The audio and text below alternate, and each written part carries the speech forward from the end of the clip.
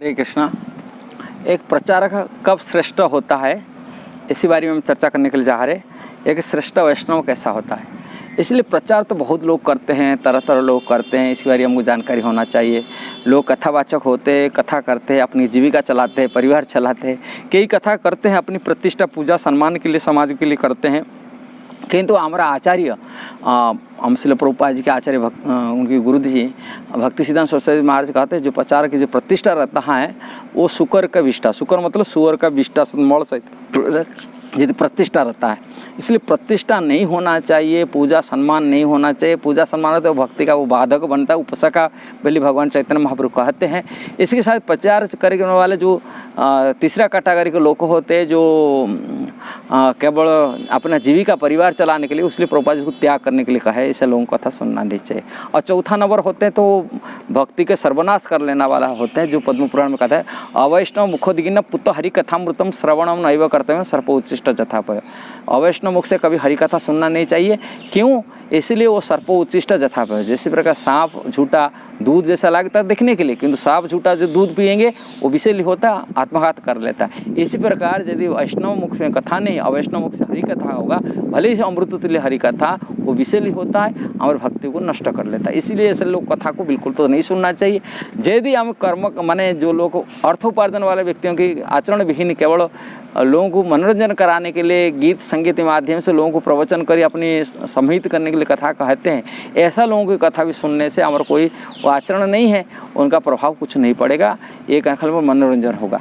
इसलिए ऐसा लोगों की कथा सुनने के लिए भी मध्य भी हमारा आचार्य श्रील प्रभुपाद भक्तिवेदांत स्वामी श्रील प्रभुपाद जो इस संस्था का आचार्य बार बार मना करते हैं, कथा बेचने वालों की से कथा नहीं सुनना चाहिए। कथावाचक द्वारा कथा सुनने के वो भी प्रभाव नहीं डालता है, आचरण सिद्ध व्यक्तियों पर कथा सुनना चाहिए।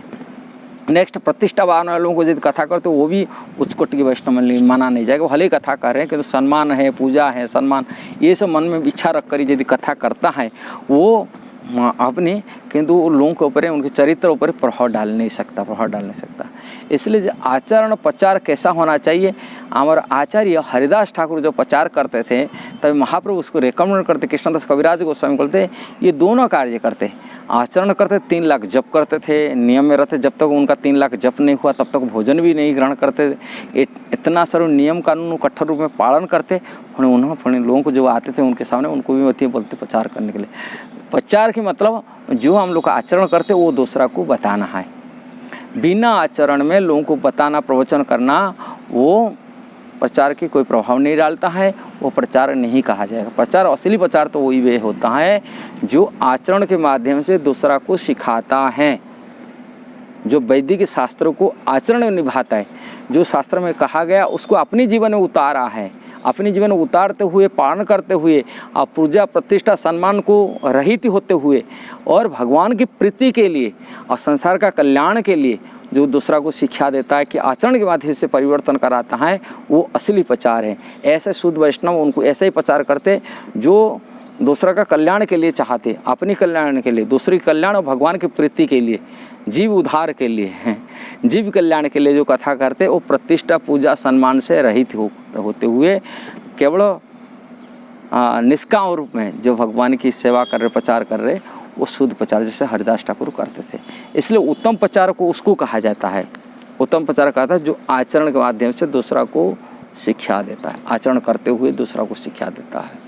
वो आचरण नहीं तो वो प्रचार शुद्ध वैष्णव नहीं, शुद्ध प्रचार का नहीं है। शुद्ध प्रचार का यही है। प्रचार का अंदर में भी भेद होता है, कौन कौन प्रचारक किस प्रकार प्रचार करते हैं। मायावादी प्रचारक हैं, अवैष्णव प्रचार हैं, कि विषय भोग रखने वाले कर्मकांड हिसाब से अर्थ कमाने वाले प्रचारक हैं, कि निस्वार्थ रूप में प्रचारक हैं, न पूजा प्रतिष्ठा रखने वाला प्रचारक हैं।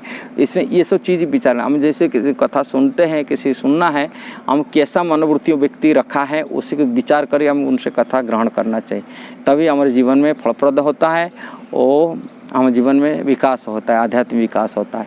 इसीलिए प्रचारक वही होगा जो भगवान की निस्वार्थ रूप में रख कर के भगवान के प्रीति के लिए अपन के आचरण करते हुए जो समाज को आचरण माध्यम से शिक्षा देता है, ये वास्तविक प्रचारक है।